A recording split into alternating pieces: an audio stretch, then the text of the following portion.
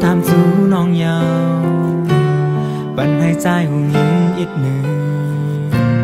dù đi trang mỹ long lấy hàn giờ nữ xin tăng sàm bén hạc này sang hoa năng phòm mẫn đê có để lòng yên si cầm nắm ta trái đọc má lẽ có sang ẩm lá mũ lấy sang quang giờ sẽ có mơ lại giờ ổng dàn sẽ khai chú năm sai đọc khấn lẽ có sang ẩm tấn hú lấy sang tê bên có hát ló ba hư ẩm tìm lấy sẽ bóp nhau ta mơ bê ngã giờ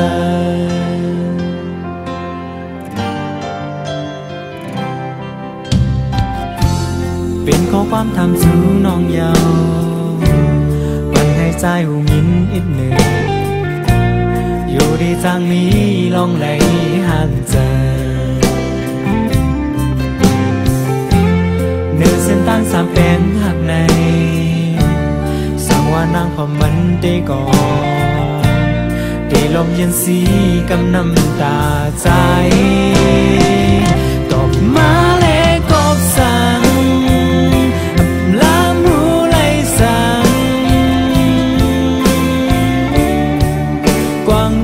sẽ có mơ lại giờ ốc dạng sẽ khai chú năm giờ cọc khấn lẽ cọc sang ẩm tấn hú lấy sang để bên cọc hắc ló pha ẩm tìm lấy sẽ bóc nhau càng mơ bên ai giờ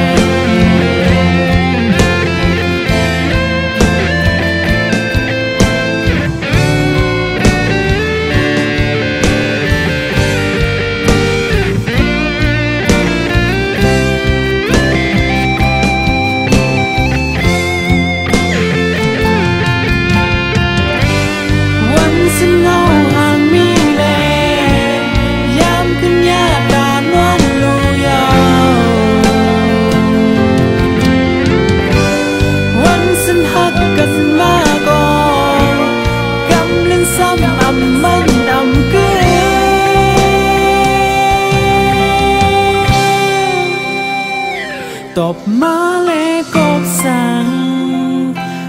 ล้ำหูไหลสังกวางเจอเสกบมือไล่เจอ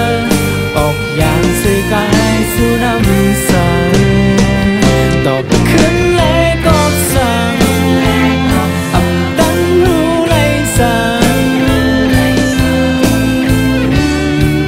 ตีเป็นกบหักล้อtìm lấy sẽ bóp nhau